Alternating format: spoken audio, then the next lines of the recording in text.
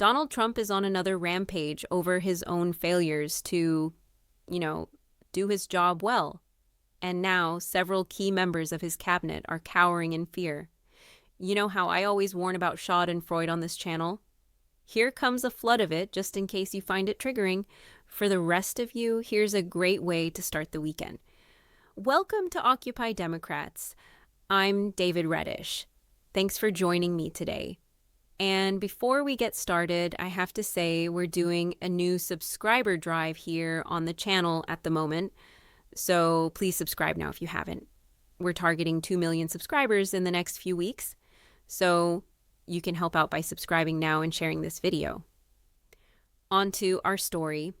It should not come as any big surprise that part of what drives the chaos of the Trump administration is a conscious move by Donald Lame Duck himself. Having come from reality TV, Trump wants his cabinet to look good on camera, and he wants to run his administration like a bad episode of The Apprentice, which might be redundant. It was certainly true in Trump's first term, when it seemed like every week a member of the cabinet was shown the door. The newest turbulence in Washington at this hour. President Trump has fired another member of his cabinet. VA Secretary David Shulin is now out. This comes after the firing of Secretary of State Rex Tillerson. Then the president's national security advisor, H.R. McMaster, was out. And then today, Shulin. All of this in just 2 weeks. Replacing Shulin, the president is now nominating Admiral Ronnie Jackson, the White House doctor, who, after the president's recent physical, said the president has, quote, great genes. Yeah. And before you think to yourself, oh, it's so much more stable in his second term. Well, just stay tuned. It looks like 2 of the most loathed members of the administration are lined up for the chopping block. But before we get to them, we have to note that they're not alone in their march toward the electric chair. I'm sure Trump would love to air their zapping on television, but I digress. Earlier today, CNN reported that Trump has been close to firing several members of his cabinet already, including Secretary of Defense and boozer-loser Pete Hegseth and Director of National Intelligence Tulsi Gabbard.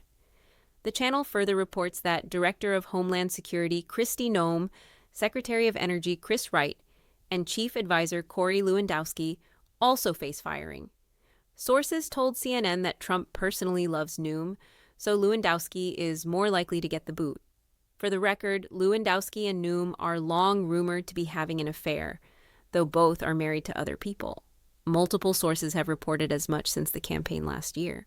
Lewandowski has angered a number of other administration officials with his constant meddling and management of the Department of Homeland Security, which isn't even his agency to run. And that isn't even the juicy part.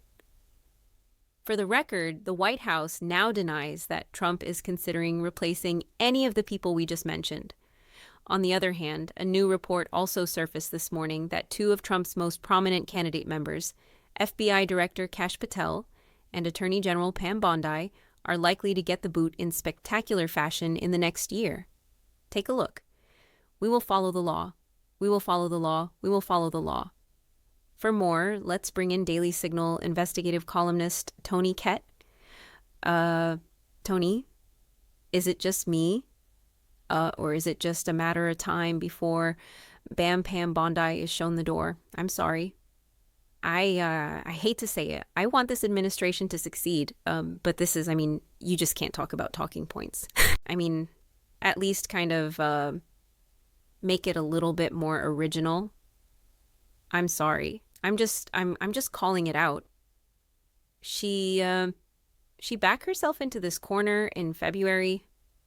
Good morning to you both, by the way. I agree. You do need your own health show while we're on that particular matter. Sorry, producers. But no, regarding the situation with Pam Bondi, she put herself here. She did when she got out in February, and she handed to my friends, including Jack Pobiak, a binder that contained nothing, and then trotted him out and humiliated him for no reason. And when you campaign on, I'm going to get in there and I'm going to release everything, you have now set yourself a standard you can't walk away from. It didn't matter what there was in the files because you've already promised what's in the files. You've already promised all of these names are in the files.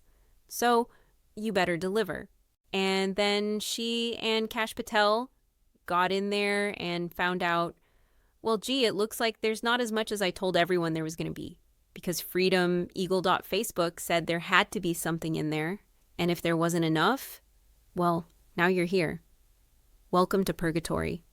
And so, yeah, I do think the Trump administration, maybe after the 2026 midterms, might dismiss Pandi Bondi or Patel, because when you overpromise and you underdell, people are rightly outraged. You told me you had insider information. Oh, you're just like everyone else. You lie about what insider information you have just to bluff your way past the blackjack table. Okay, well, then I hope you're ready for those consequences. So there you have it. It seems like someone in the administration has finally figured out that Bondi, who was not Trump's first choice for Attorney General, and the douche canoe Patel, who's best known as a conspiracy theory podcasting bottom feeder, are terrified of losing their jobs. And it remains to be seen how the release of the Epstein files or Bondi's attempts to block them will play into this mess. So, in other words, stay tuned. It disgusts me that Trump wants to run the government like an episode of The Apprentice. Though, that said, at least he's provided us with some low-home enough characters that I can only enjoy watching them sweat and get fired. You know, I'm not ashamed. This is Occupy Democrats.